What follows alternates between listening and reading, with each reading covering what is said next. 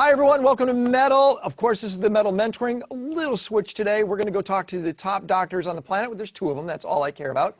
Of course, Dr. Robert Heller, we care about too. But outside here in Los Angeles, there are two incredible doctors that are actually in the NorCal area. And that is Dr. Jordan Shlain and, of course, Mr. Daniel Kraft. And I want us to come together and really dive into what's going on when it comes to, well, obviously the elephant in the room, COVID, and anything else around that. So first, I want to talk to Jordan. Jordan, I know you went to New York and you were heavy, hardcore frontline. Tell us about that situation. What was that like? So I didn't realize that when I went there, I was going there at the apex of the pandemic in New York. So it was, first of all, eerie. Every street was closed. There was nobody around. It was incredibly weird. But I showed up at a FEMA tent that was built the day before on the sidewalk in Washington Heights, right out in front of Columbia Emergency Room. And no one had really been in this tent before. I mean, we all just got thrown in, a bunch of doctors and nurses, and go figure it out. And by the way, our charge was determine who should go to the ER. Because by the way, if you're going to the ER, you're probably going to the ICU. That's how kind of crazy it was at that time. So basically I showed up and I got a shitty little plastic stethoscope and a pulse oximeter and I couldn't test anybody, and basically was told, figure out who needs to go to the ER. Or who should get in. And what I figured out is everybody had a mask on, so I couldn't really see who was sick, but everybody had cough, fever, shortness of breath, chest pain, headache, like every symptom in the book of what COVID kind of currently is. And I'm trying to figure out with a shitty plastic stethoscope, disposable, who should go to the ER. And so I quickly concluded that the only way I was going to try to understand how sick people were was to put the pulse oximeter on their finger and make them jog. So I made people jog and I got their heart rate up, and only when people's heart rate up could I tell if their oxygen went down. Because the thing about COVID is, when you're really sick is, our lungs, I could take one of your lungs out and you could still run a marathon. That's how much capacity our lungs have to oxygenate. But so therefore you could get all the way to the end and still feel great, and then you just fall down. That's why these people wind up in the ICU. So the first guy that showed up, I said, hey, jog, and his oxygen was 97%, which is like all of ours right now. His heart rate went up 30 beats, and his oxygen went from 96 to 95 to 93 to 87 to 85. And I was like, and he had no idea, 53 years old, a little overweight. I'm like, dude, you're going to the ER. The next guy who came in was 83, African-American dude, HIV positive, hypertensive, heart attacks. He's the classic, holy shit, this guy is the most susceptible category of human, old, black, sick, all these different, he had everything in the book. And I said, hey dude, I need to have you jog for me. I want to see what your oxygen does. And he looked at me like the nicest guy in the world. He says, hey doc, I was visiting my daughter in Sacramento 2 weeks ago. I fell down the stairs, broke 3 ribs and punctured my lung and broke my leg. So I can't really jog for you. And I'm like, okay, got it. I said, well, why don't you do this for me? He goes, but what I can do, he goes, I'll do some dips on my good leg. So this big dude, so he starts doing dips on his good leg, and his heart rate starts to go up, and his oxygen was 96. It went to 95, and then it stayed at 95 after 30 dips. And I said, dude, get the hell out of this tent right now. You're going to catch it if you're in here. So I kicked him out as fast as possible and said, keep yourself quarantined and keep yourself safe. So my lesson and so basically all the other doctors in the tent were like, hey, Jordan, and by the way, they're all New Yorkers. I flew in as a volunteer from California. So everybody was kind of like, who is this dude? And why is he making everybody jog? And so by the end of the time I was there, every person who came in, everybody was jogging, making people exercise in the tent to stress their system to understand the capacity that they had left or how close they were. Because if your oxygen starts to go down, you're kind of fucked. And I tell everybody, if you're remotely concerned about getting it, get yourself a pulse ox and know what you are at baseline and jog and see what it does. And if it doesn't budge, you're fine. And the people that you admitted to the ICU, did you follow their path from that point? What was the recovery rate? What did you see from that? Well, because I was only there for a week, what I'll tell you is the ER doctors and no one fucking knows what was going on. I mean, it was this was in April at the peak, and they were underwater. And like, I had this one woman who showed up, she had a history of pulmonary embolisms, a young 39-year-old woman. And so she had a history of blood disorders. We're starting to learn this is more of a blood vessel issue than it is a lung issue. I think that will be the story that's told later on. And I sent her to the ER because she has a history of blood clots, and she was complaining of these sharp chest pains that weren't like all the other chest pains I was hearing about. And they discharged her from the hospital after a CAT scan and a bunch of workup. And they never did a D-dimer test, which is a blood test that like is the gold freaking standard. So I was just like, I kind of got a little bit heartbroken that I think everyone's so burned out and flying so fast, at least back then, that like some people got admitted and got intubated that I sent over there. Some people got sent home and they shouldn't have. And a bunch were probably lost to follow up. So let me now take it to you, Daniel. Daniel, you're sitting here now watching things. By the way, Daniel, I went back and read the National Geographic that you did, and that was incredible. Really was. I'm not sure if you expected it to look as good as what it did, but it was amazing. But from where you're at right now, if you would say we're out of the clear, being 100% out of the clear, and zero, we're in the muck of things, where would we be? 100% out of the clear, closer to 80%? Where do you think we are, Daniel? Hard to give a number, but maybe we were getting to 60, 70%. Now we're kind of dipping back because we're reopening in places that don't have testing. People are relaxing their guard. There's this sort of spike that's sort of coming probably post Memorial Day. The impact of the protests we have yet to see. We have Trump going to go do a rally in Oklahoma. So avoiding the political elements, which are certainly intertwined, I think we're kind of maybe taking a step back. And, even today's market is realizing that with, 6% dip. So I'm a little concerned. I did want to reflect on Jordan's story. I mean, one of the interesting things, there's a lot of things being learned quickly, whether this is like a vascular disease or not, and, who do you intubate, et cetera. But I love Jordan's example of, stressing the system. And one of the things that's starting to happen is this cross-fertilization of learning. Jordan, has that been like turned into an app, or did that stay in your tent, or where did you pick that up, and has it been the learnings from that taken other places? Did you say, no, I mean, that was just like, what the fuck do I do? I'm in a tent and I've got like one tool, or two tools. And by the way, the stethoscope, like you can't even hear anything with these plastic things. And I didn't even know what to listen for because COVID pneumonias are not like any other thing you've ever heard before. So I had no a priori knowledge of what I was supposed to be listening for. So what's interesting is I think that somebody in Queens at the same time as me wrote an op-ed in the New York Times about he did the same thing. So I just figured out like that. I had no idea what I was doing, but I thought that was a good idea. I'm telling everybody and having all my patients get pulse oximeters, and like, this is my challenge. Do the challenge if you're concerned. I think it should be part of the broader treatment. Everybody should go home that's given the diagnosis of COVID with the pulse oximeter. That's all you need to figure out if you're going to go downhill.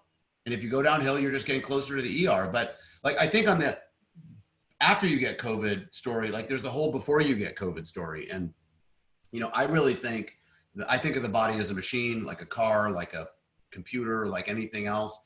And our machines, like, you guys all look good. You probably all feel good, but you have no fucking clue what's going on inside, right? And so if your machine leaks, right, inside, you don't feel it, you don't know it, you still sleep good, you can have sex, you can go out and dinner, you can have your great bottle of wine, but the truth is it's leaking inside. And like a car that leaks, where transmission fluid or whatever leaks, like that's not good. And then when the COVID wind blows through a leaky machine, the leaks are like little embers, right? And then when that COVID blows, you get this kind of cytokine storm and you're kind of fucked and you wind up in the ICU. So before you get COVID, everybody should optimize as best they can their portfolio of systems going, their machine. And like, I mean, I've been saying this for 20 years, but COVID gives me a bigger platform to say it. Like, get your shit in order. It's easy. Blood pressure is a leaky thing. Your blood sugar is a leaky thing. All these different elements of your body are leaking or not. Yeah, it's true. Get things in order. Go ahead, Daniel. Let's say a bit on that point. I mean, often I think what we probably all need to do, besides having a pulse oximeter and having that little home telemedicine kit, is know what your baseline is. So it's one thing to do it when you think you might be sick, but what's your normal pulse ox if you jog for 60 seconds? And your Fitbit can track all that eventually as well. So part of this future medicine is sort of having a continual measure of your vitals. And if your resting heart rate when you sleep is usually 58 and it climbs up to 72, might want to know that. I mean, even your Apple Watch now can tell you if you're sitting down, your heart rate's 120 when it shouldn't be, and maybe you have atrial fibrillation or a PE, or pulmonary embolism. So part of the future of medicine is to sort of make these things integrated in so you can tell when you're leaking or the subtle leaking's happening early.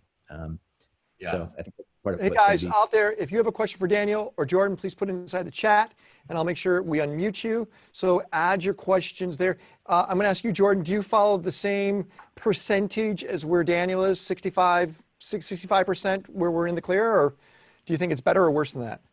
Well, I don't know what the 65% means, like where we are today compared to where we were at the beginning, or how far we are until it's resolved. Like New Zealand's 100% apparently. New Zealand says clear, we're done. Well, they're clear in terms of there are no more cases there. There's no active cases. They've extinguished it. And so if nobody comes into New Zealand that has it and spreads it, they won't get any more cases.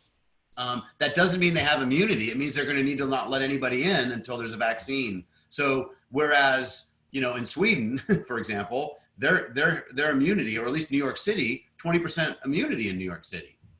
So they're on their way to a herd immunity. I mean, it's still far away. It needs to be like 70%.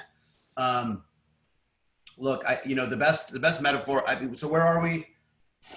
I would say we're 40%. If I had to place a guess, I think we're far away from a vaccine that's really going to work. I mean, we may never develop a vaccine, and this may be like HIV, where like, or maybe like the flu, where we get like a flu shot every year. We may get a corona shot every year, a coronavirus vaccine every year that's 50% effective. I think we're much closer to understanding the mechanisms of how it affects us. I don't think it's a lung disease. I think it's a vascular disease, a vascular tropic disease. I think the ACE inhibitor, the angiotensin converting enzyme receptors, is how it gets in, which is why kids don't get it so bad, because they don't have that many of them, we believe, because they're still evolving. And so I think that we'll find out ways to treat this thing. Like right now, it's all about treatment in the hospital, remdesivir and all these other ones. But there's really, like, they thought hydroxychloroquine and that shit would work like preventatively. I think the only thing that works preventatively is good sleep, some vitamin D, have sex when you can, like, keep your body healthy and pay attention to that baseline stuff that Daniel was talking about, but also. Wait, Jordan, sex helps? I want to make sure I heard that part right. You're saying that it's as equal to what vitamin D is. I just want to make sure I can tell my girl this is coming from a doctor. Yes, I will write you a prescription for sex as needed. But with someone else. Adam, let's go to Adam. By the way, and I'll do it again. Adam, I'm going to have you do the first question. Adam, what is your question? And let's see which doctor wants to take it. Go ahead, Adam. Yeah, hey doctors. So I came in a couple minutes late. I just wanted to make sure I understood what were the best metrics we should be following, that we should start tracking now so that we can see variations. Some people, Baselines. Yeah, baselines. So pulse oximeters that you wear on your finger. Yeah. The company that makes them, the highest quality is Massimo. So just Google up Massimo pulse oximeter. They're about $300. Everybody should get one. And you should know what your oxygenation is at rest. And then you should exert yourself and see what it does on exertion. And by the way, it should not go down much on exertion. Maybe 1 percentage point, maybe 2. I mean, that depends on your age, if you smoked and a bunch of other shit. But in general, that's probably the most important thing. I would also know what your blood pressure is, just to know what your risk is, right? Like that's not gonna, you should optimize for that. Those are things that are kind of easy to do. And the other thing is I wear this little ring, this Aura ring for sleep. The one thing that this does, and kind of Daniel was talking about it, is it measures your temperature. And one of the earliest signs of getting coronavirus or COVID is your temperature goes up at night. So if you know what your temperature is at night in general on a regular basis, and you start to see it going up, because a lot of people don't get symptoms until they're 5 days into it. And that's these spreading events where people spread it. But I'll say real quickly, one metaphor that you guys will all like, that I want to stick with you, that will stick, is was developed out of Harvard, is the reason why everyone should wear masks. Imagine 2 naked dudes standing next to each other and one of them pees on the other one. When one guy pees on the other guy's leg, all the pee lands on his leg. If the other guy's wearing pants and he pees on your leg, half the pee goes absorbed in the pants and the other half will go still on your leg. But if the guy who's peeing on you wears pants and he tries to pee on you, that pee will not go and land on your pants or your leg. So the reason why we wear masks, both people, is so that you don't wind up with pee on your leg. Thank you so much for that, Jordan. That was very visual. Daniel, baseline, anything on your side? Children's book. What's that? Well, I think it's still evolving, but we're learning about other risks besides from age and comorbidities. I think blood type A seems to have a higher prevalence, men in general over women. Base genomics of several initiatives around the world combining genomes, even from 23andMe, to find what maybe immunotype underlying this predisposes to a cytokine storm and other elements. It's really interesting. A lot of folks are only seem to be getting a GI version of COVID, and they end up with IgE-mediated immunity, and never know. You may know they had diarrhea and abdominal pain, and can be transmitting it fecal oral. So don't just wear your pants, wear your underwear. So I think we're still a lot of learning going on about underlying risks. But the trick will be and I don't know what the stats are, but most people get COVID aren't going to need hospitalization or intubation.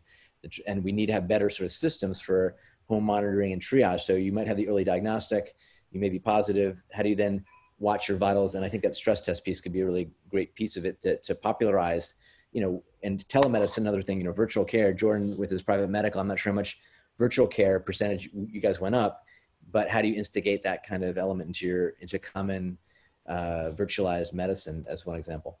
All right, next question. John, you got the next question. Go ahead. Yeah, just a quick one. So heart rate variability is a measure of stress in general. Is that helpful in this situation? Great question, John. So I measure my heart rate variability every night with my ring here. And we do know that under stress, your heart rate variability goes down. I think that is a proxy measure. If your heart rate variability is up, that you're less stressed. And we do know that stress is one of the beginning dominoes of a cascade that leads to inflammation all over your body. Inflammation leads to leaky shit. Leaky shit leads to the problems I was talking about. So, meditation and finding ways to de-stress if you can. And by the way, that if sex is good, alcohol is bad. So I do tell people, alcohol is an immune suppressant. If you are going to drink, you should make sure that you do 2 full glasses of water before a drink, 2 full glasses of water after a drink, and between every drink. You just want to make sure you're really adequately hydrated if you're drinking. I put this in the chat, but if you have an Apple Watch, there's some pretty good apps. One's called Heart Watch, and it really has my HRV on it. I'm gonna see if I can see it there. It has my HRV on it, and I can see that dip. The other night I got 4 hours sleep, and my HRV went way down, and then I made a good night's sleep, and it went significantly up, and even gives me a bit of a integrated sort of readiness score. So, some of these wearables give you a bit of, how are you doing today based on your sleep, your activity, your resting heart rate, your HRV, and all of those you can learn to tweak, your whole wellness regimen in general. So That's awesome. And one other quick thing is, I don't set an alarm clock to wake up. I only set an alarm clock to go to bed, because your immune system gets its biggest boost in the hour before you wake up. So if you artificially wake your shit up before you were supposed to, you just lost a really good opportunity for your body to do what it does best. So you should all try to wake up naturally if you can. What time do you wake up naturally? 6:37. Just up. You're ready to go. Oh yeah, or earlier. It depends on but I need 7.5, 8 hours of sleep. So I program, if I have to wake up super early, I'll just go to bed early. I know when that's what I'm saying. It's There's a sleep doctor. There he is. So I'd love to jump in on this thread if I can. Yeah. So first of all, I completely agree with Jordan and Daniel, as a matter of fact, both of whom I respect tremendously. So sleep obviously is a big deal. You guys have heard me talk about it before. The only thing I wanted to just jump in with Jordan is if people are not maintaining a consistent sleep schedule, then they won't wake up naturally at the same time each day. Right. That becomes a huge issue. So the only thing I want to tweak is just saying it's really about consistency. And in 7 to 10 days, if you use an alarm to wake up, after about 7 to 10 days, you shouldn't need one, because your circadian rhythm should be getting close to setting. Generally speaking, it takes about 21 days to kind of rejigger or reset your circadian rhythm. Yeah, but thanks for the clarification. But keep that consistent. You should be able to do that. And the only other thing I want to say is, we also know that genetically speaking, people have what's called a chronotype, right? So early bird versus night owl. And so that's something that if you know and understand that, and you've read some of my materials on that, that can also be a big advantage to knowing when to sleep, because that will actually allow your body to have the best sleep, because it's syncing with its genetically predetermined sleep schedule. That's all I'm going to say. That's awesome. Thank you, Michael. I'm going to pitch a question back to Michael, because a lot of us here probably, and I'm not a great sleeper, I wake up too early. try to hack our sleep, and melatonin is like an easy one maybe, but all the other things have Benadryl in them. So these antihistamines, anticholinergics. Also, there's some evidence it might be bad for your brain long term. Yeah, so Alzheimer's, dementia, absolutely. Yeah, so thank you for bringing that up, Daniel. And I'm not trying to hijack the meeting by any stretch of the imagination, just a couple of quick points of what you brought up, if I may. So Dr. Kraft is 100% correct. Long-term use of OTC, sleep aids, anything with a PM, it's basically whatever that analgesic is with Benadryl.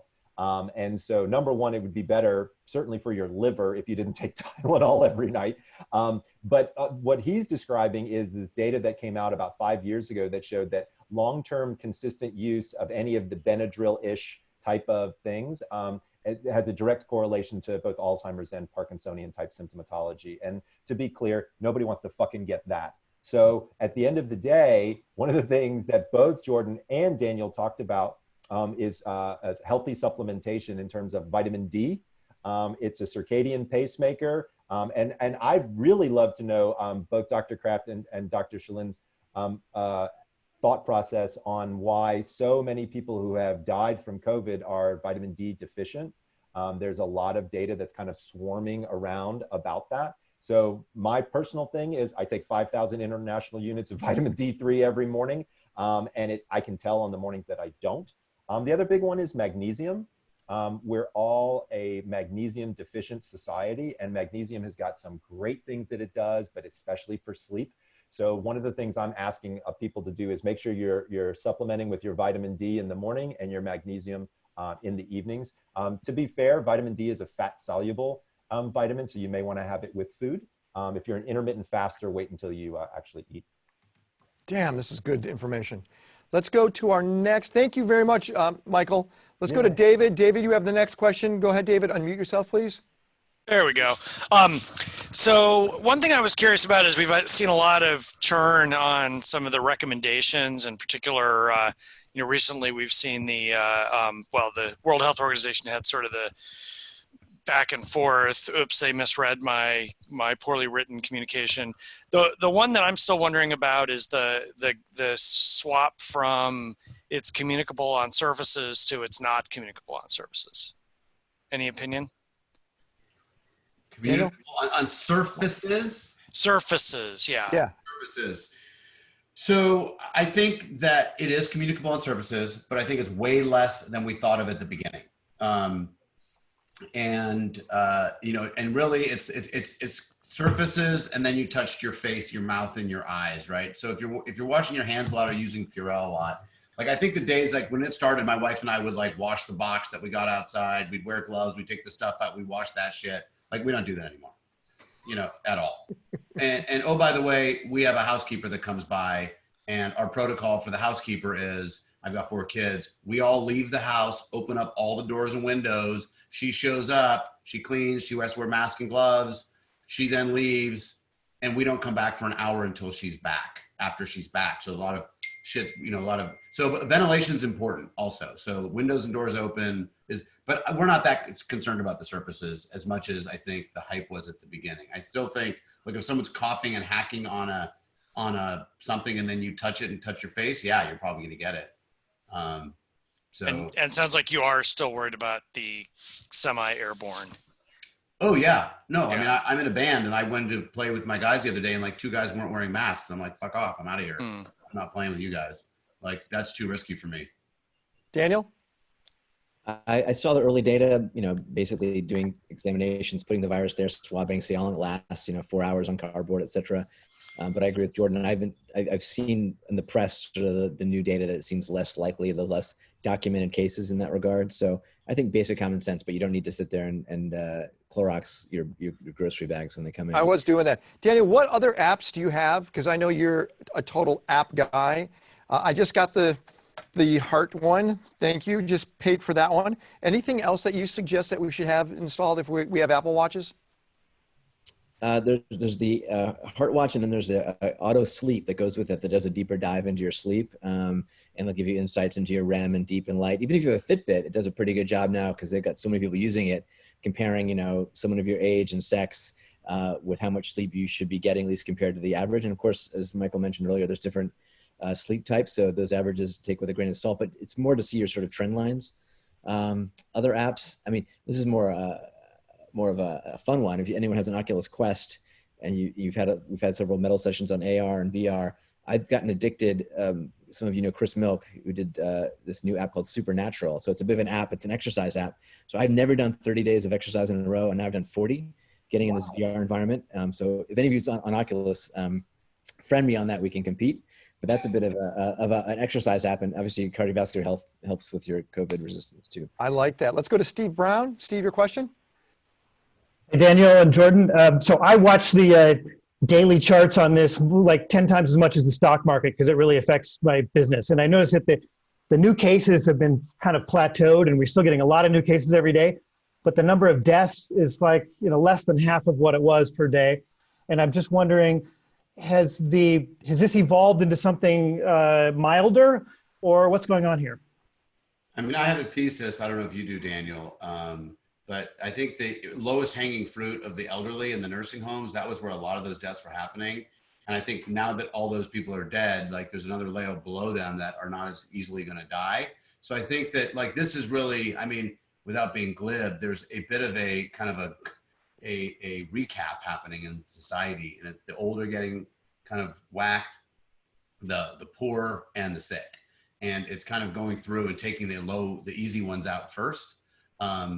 And a lot of those people, like they caught it too late. Like at the beginning, we just didn't know and we waited, and then shit spread. So I think it's just, we're getting smarter. I think that the death rate is probably, when the story is all told, maybe in a year and a half, we'll get like some regression to the mean of what it really is. But what Daniel said earlier, this is a lot based on as much as age, race, and poverty and socioeconomic as it is on genetics and lifestyle and a bunch of other things. So I think it's so multifactorial that's hard to like pin the tail on the donkey of death rate, because that's just such a broad bucket.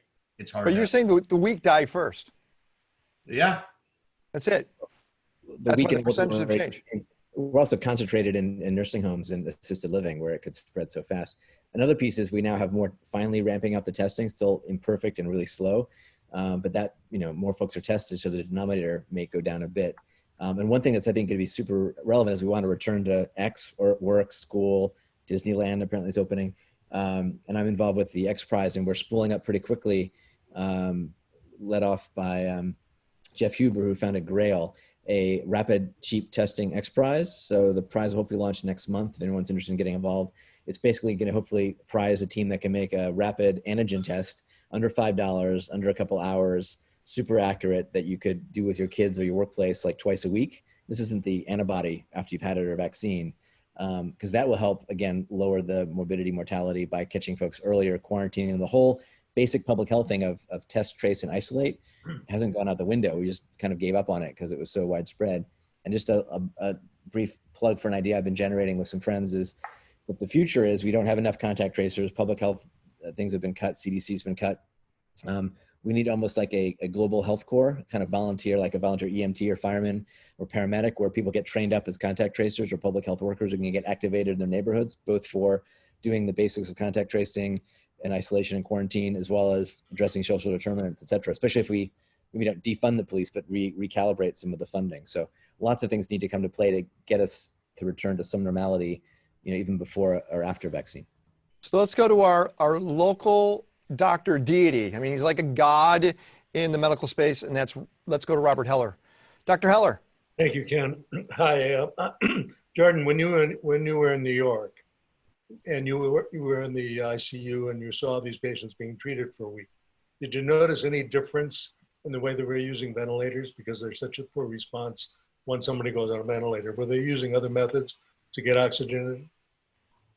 They were proning. They were trying to put people on their side. This is right when that was starting to be in fashion, is putting people on their sides or on their stomach. Most ICUs are set up, or ventilators, you're on your back. And when you're on your back, you don't get a lot of oxygen to your lungs. So they realize if you put you on your side or on your stomach, you get a lot more oxygenation to your lungs. The problem is the hospital beds are not set up for you like a massage table for you to like be face down on a ventilator, and like whoever thought of that one. And so it would require much more people to get involved in turning people on their side or on their stomach to get more oxygen. But they also found that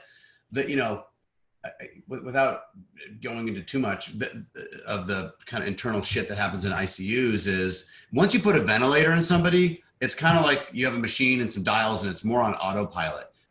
Pre-ventilator, if you put a bag on someone, you have to suction. It's a lot more work to keep someone off a ventilator than like right before you go on the ventilator.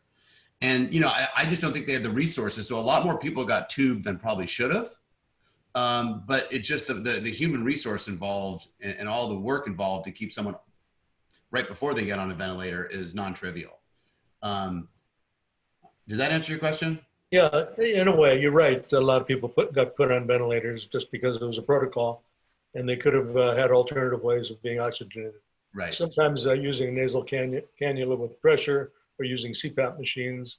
Did you notice that they were using those instead of a ventilator? That way they don't have to be. They were using everything. They were using CPAP. They were using. I mean, I didn't have enough chance to dig into the efficacy. One of the doctors that's joining my New York practice, he's currently running the COVID ICU at Cornell. So he's like seen every version of this shit. Yeah. But they're trying to put less people on ventilators now. They're trying to use the CPAP and the oxygen tents and all these other things. I think one of the interesting things that's going to come out of this whole pandemic is like, what are the learnings that have come out? And now I think there was a group out of MIT that Jordan, we were connected to, that was mining the data from Philips ventilators to understand maybe what settings are right, because it's not classic ARDS. And then I've seen other people build vents that are AI manipulated teleremotely that can adjust to the patient. And, even Jordan's, stress test element. How do we end up building, I think in my last metal talk, I showed the chart, it's all this exponential data, but turn that into information, then into clinical practice often takes years. And so I think some of these things about learning how to, whether it's prone or when to vent or how to test folks, are going to hopefully speed up the entire practice and art of medicine. So we get to good answers everywhere. Thanks. Daniel and Jordan, do you guys think this was a test run, like a dress rehearsal for a real serious pandemic, or do you think this was it? I think that this, I'm an optimist by default, by the way, in general, but I think this is due to climate change and a bunch of other like stresses on the environment, that this is going to be, we could, by the way, there are, they just discovered like 6 other coronaviruses that they never even knew existed before.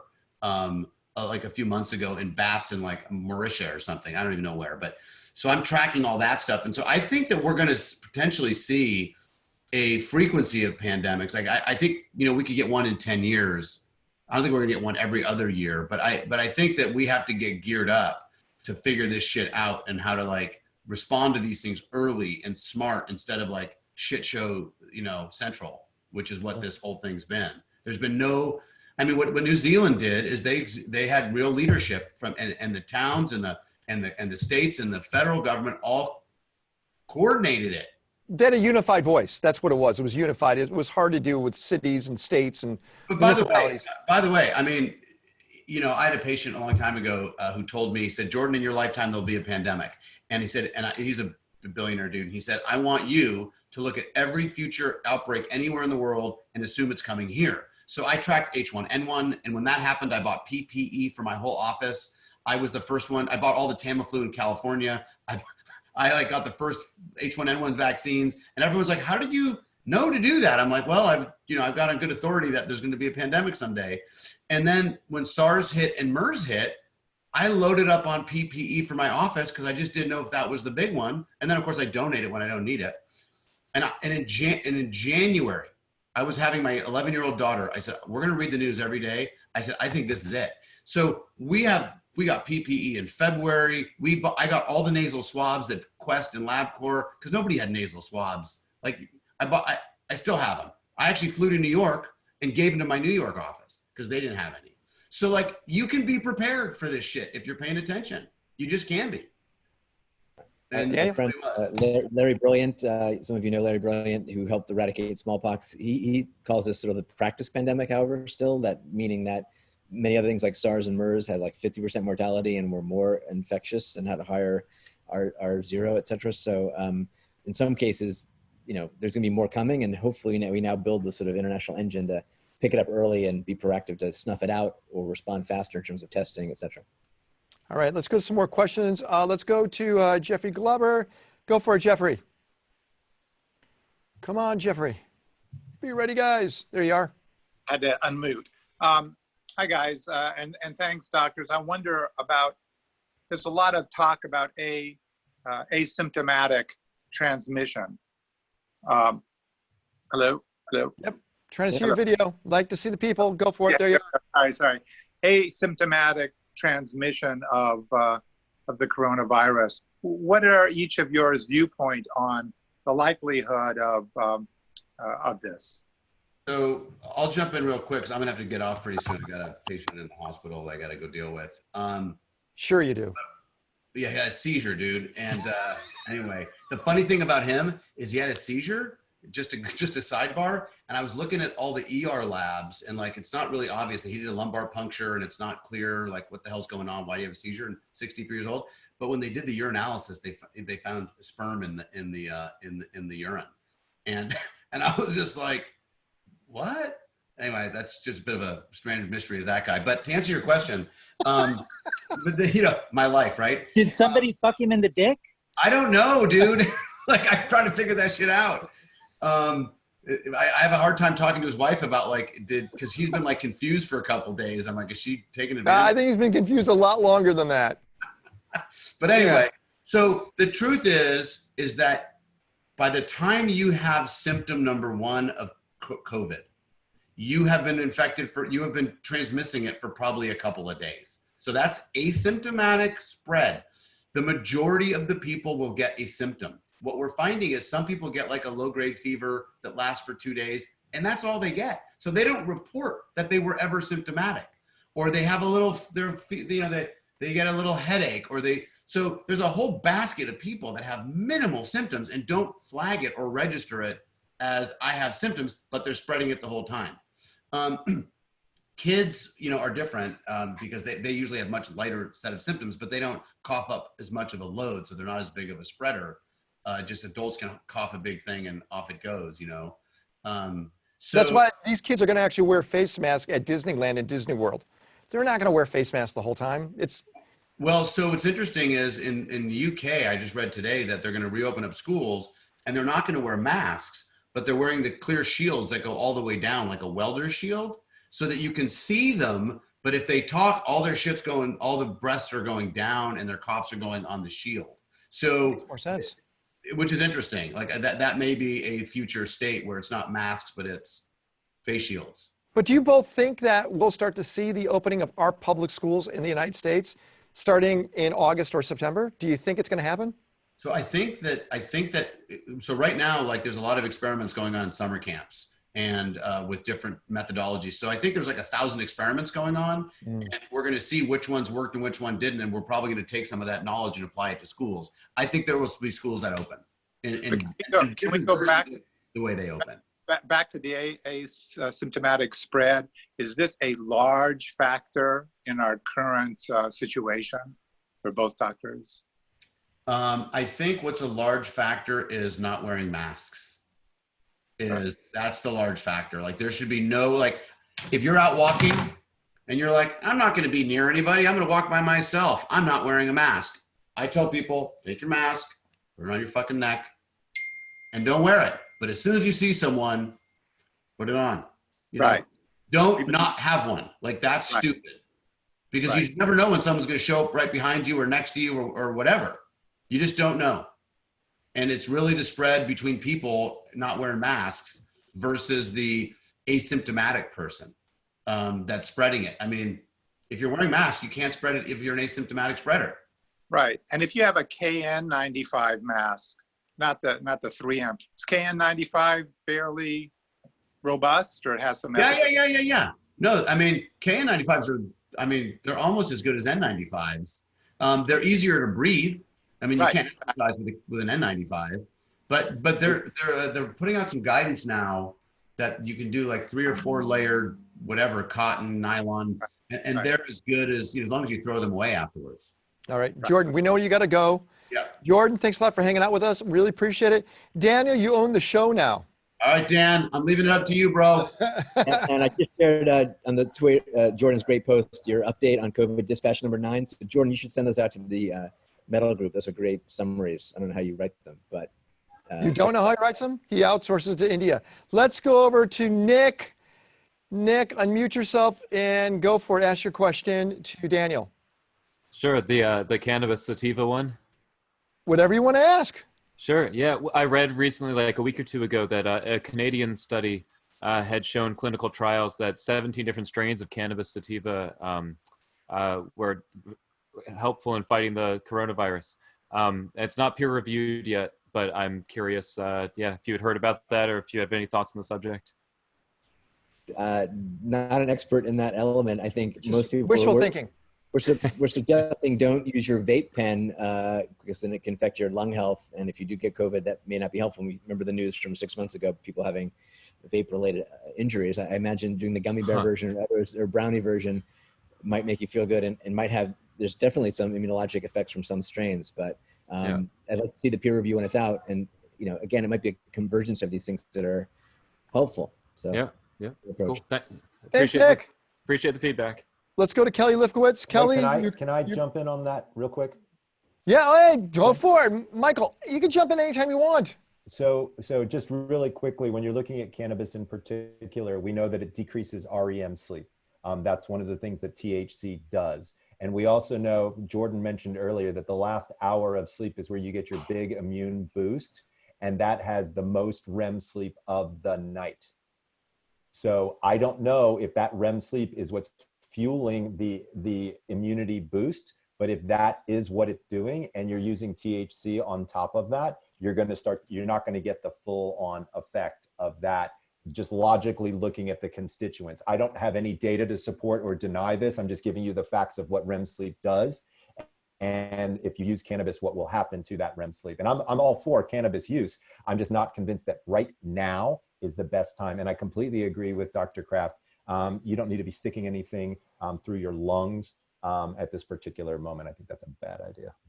Sorry. Great advice. Thank you, Michael. Jumping in. Kelly Lifkowitz. I have no questions. You have no questions. Okay, No, I I don't. thought you did. You want to know about France? You want to know Italy and France? Oh, well, yeah, I was wondering. I know that Italy and France have more than their average number of type A blood type people. It's one of the most common blood types in France. Is that why they had a higher death rate for a while? It may be. I think we're still, this is still a novel coronavirus. It's been out, 6-7 months. So I think we're going to find the folks who, just like you can do your 23andMe or your full genome now and know you have 2x the risk of getting diabetes or heart disease or Alzheimer's. We're going to sort of hopefully know your risk score for getting coronavirus infection. Blood type, your gene, it's a classic genetically passed down. So it might be. And also some countries, I think Germany has a lower expected number of cases, and maybe that population went through different plagues and has a certain set of immunity that rose through selection. So, and from that, you're learning that in general, like if you can find the genes that are associated with longevity or protection from heart disease or Alzheimer's or COVID, that enables new ways of targeting drugs or finding, whether it's herbal or other ways to enhance those pathways. Let's go to Ken Dubner. Ken?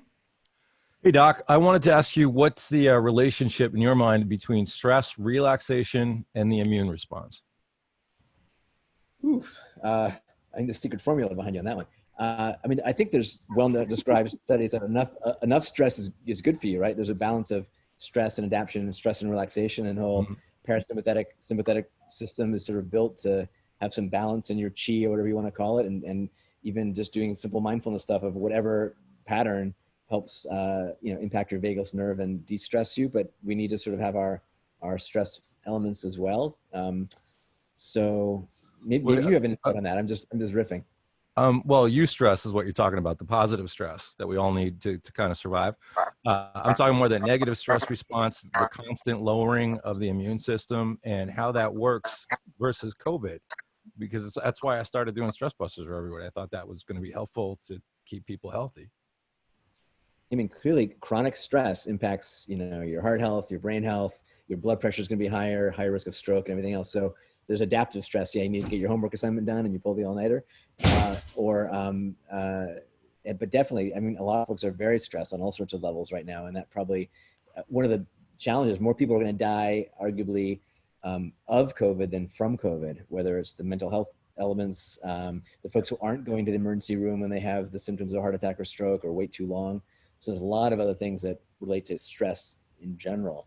And so I think if any of us can do anything, I mean, I try to get on daily meditation and exercise to help modulate, all those things myself. So that's probably a positive thing for any of us to do. Let's go to Gary Scherer. Gary? Yeah, hey, Doc, thanks a lot for the info.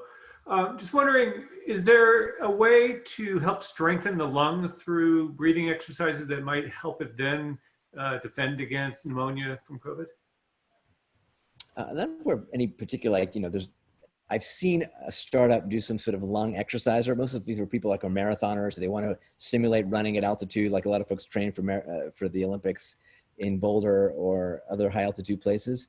So you might imagine if you've spent a lot of time living at altitude, your lungs and your blood count will actually go up to adapt, which might give you a better fitness level on the ground. But I'm not sure of any pure exercises, except you maintain the sort of longevity of your lungs by exercising and having regular cardiovascular outcome. There's all the fancy stuff we do in medicine, like 30 minutes of exercise a day is the best drug for almost all of it, and that probably impacts your lung function. But clearly, if you have something like asthma or underlying pulmonary disease, it's a whole different equation, and it sometimes means you want to stay on some steroids or other things to keep your inflammation at play and improve the longevity of your lungs. So folks who end up with bronchitis and emphysema lose that elasticity over time, and that definitely impedes their lung and other health. Yeah, just a bit for context, and I've been healthy lately, but I remember I was a runner in high school, and so we ran, morning and night, lots of miles. And I remember getting bronchitis probably 3 or 4 times as a kid, maybe just wearing myself out. Plus, back then I haven't had bronchitis in 30, 40 years, but back then running didn't help defend against it, that's for sure. Can I jump in? Yeah, Dr. Heller. Yeah, just along the line of breathing, I think it is helpful to take some time during the day, whether you're meditating or not, take some deep breaths and open up your lungs. A lot of people take short breaths, and during these times they hyperventilate a lot because they're concerned about this. The other thing is to breathe as much as you can through your nose, because it's much more effective to filter out bacteria and viruses if you breathe through your nose and not be a mouth breather. And the other thing at night, sometimes using a mister or a moisturizer if you feel a little dry, because the virus doesn't survive as well in the higher moisture. Are we seeing that? Because I noticed, like, even in places like Indonesia, we haven't seen an explosive level of it, high humidity and high temperature. So are we seeing that center area where the equator is, where it is more humid and warmer, having lower cases? Well, moisturization definitely is the virus doesn't like. So it's better to have a more moist respiratory and nasal passages, and dryness is not good. The other thing is the temperature. It's said that most studies show that the critical temperature is 57 degrees Fahrenheit. Above 57. If the temperature goes over 57, the virus may not do as well. Maybe there'll be a 5 or 7% reduction in its very. So is that why we saw Milan, Wuhan, Seattle, Tehran, that similar type of weather pattern? Perhaps. And here in Los Angeles, because our temperature is almost always over 57 sometime during the day, it doesn't really affect us here. That's great. Thank you so much, Dr. Heller. Let's go to Alex Lightman. Alex, your question? There you go. What happened to Dr. Fauci? Was he wrong? Was he too tight? Was it the anti-Bill Gates? Was it subverting Trump? I mean, we were supposedly having all these experts, and they had a whole agenda. And then the agenda seems to have gone poof into smoke on both the right and the left. And it's as if the agenda was never here. So was it all just political maneuvering, or was there any actual science and medicine behind these recommendations? I'm not sure how political it can be here, but I think absolutely. I think both he and Dr. Bix have been pretty much, it seems like they've been somewhat muzzled. You haven't seen them in a press conference. Apparently the head of the task force, a woman, I'm forgetting her name, Bix, she hasn't been able to speak out publicly, and a lot of the sort of early reversal and opening up of states, particularly more red states earlier and maybe not as safely, is not been following the guidelines or the data. And now the genie's out of the bottle. We're never going to go back to sort of lockdowns, even if we need it. And you can go back and look at all this historic data from the 1918 Spanish flu. You know, things came back around the next year and sometimes worse. And you can measure the cities, i.e. the St. Patrick's Day parade in Philadelphia versus Columbus being shut down for that. It made massive differences. So I think Fauci and those guys are still on point. I don't think the administration appreciated them not towing the sort of more political, everything is rosy sign. I'm open to input on that. It's certainly a hot topic. But right, now, Jacob. Yeah. No, go ahead. Yeah, I would that's a whole hot topic, right? So yeah, I don't think we've seen much out of the White House on that at all in the last almost 2 or 3 weeks. And I think that's at our detriment. We haven't had clear, consistent leadership. And you can see when you do have leaders like in Thailand, which went to zero, and New Zealand, that things happen in a good way. Let's go to Jacob. Jacob, unmute yourself. Go ahead and ask your question. Great. Thanks, guys, for taking the time to teach us about this. So I was looking into a lot of the science behind the vaccines. And I know this is an RNA disease and that we've literally never had a successful vaccine for an RNA disease, including HIV and other coronaviruses. So why is everyone so confident that we can all of a sudden just have vaccines that will work for this when we've literally never had that before? And then on top of that, the timeline, I've heard like 6 to 18 months for something that we've literally never had the science for this before. So I don't know how we're going to invent new things and at a timeline that's faster than other types of medicine. Part of a faster timeline, 9 women can't make a baby in 1 month. But there is a lot happening. I mean, obviously this has catalyzed a lot of stuff. I just shared a link from the New York Times interactive coronavirus vaccine tracker. So I don't know all the science about every one of them, but there were several companies that were already making DNA vaccines against coronavirus. Some have been developed in the past that help speed things up. Yes, HIV doesn't have one. That's a bit of a different type of virus. But we do know that the vaccines that are now entering phase 3 in a couple of the examples have generated the right sort of antibody-based responses. At least in primate models, those seem to be protective of those monkeys then getting COVID. So the early stuff looks relatively promising. It's still a big step to go from even going to stage 3 and showing that you get the antibody response to showing that's really going to protect people, particularly over the long term. There's a lot of concern that our immunity, even if you've had COVID or had the vaccine, your levels will go up, but they may come down over time, or they're not going to continue to protect you. And there may be different strains, just like we do of the flu. So there's lots of unknowns, but things are moving pretty quickly. If you follow that tracking link I just put in there, you can see some updates. And there's, again, very different times. There's the mRNA based, there's the ones that are antigen, there's ones that are DNA based, where you're just injecting the DNA in your own cells, make the protein, like the spike protein. And those seem to be generating the most immune response. But yes, still concerned. And I was interested, I think when we did one of the medals a few weeks ago, Ken, you asked, how many folks would take a vaccine? And I think more than half, I didn't remember the exact poll, said they wouldn't. I mean, I think it's worth a discussion. There's a whole anti-vax movement, and that is confounded by many things, autism and a lot of misinformation. But I think we need to be really careful as a society that when we do a vaccine, and by the way, if one was ready tomorrow, we don't have enough glass vials to distribute. There's like less than 500 million glass vials. But the way they did smallpox and sugar cubes and all that, they seem to do something pretty amazing even back then. I'm just wondering if Coke or Pepsi, I'm being serious, their distribution hub becomes distribution for this, since they figured out the logistics, and bring in private companies to actually help do the distribution. There's some interesting plans that I've seen when it comes to this and how you use the private sector to get the vaccine out. We'll find out. Let's go over to Lanre. Lanre, your question. Hey, Daniel, thanks for doing this. Appreciate your time. My question is the effect on exercise and the immune system and different types of exercise, anaerobic versus aerobics, et cetera. Can you just spend a couple minutes talking about that?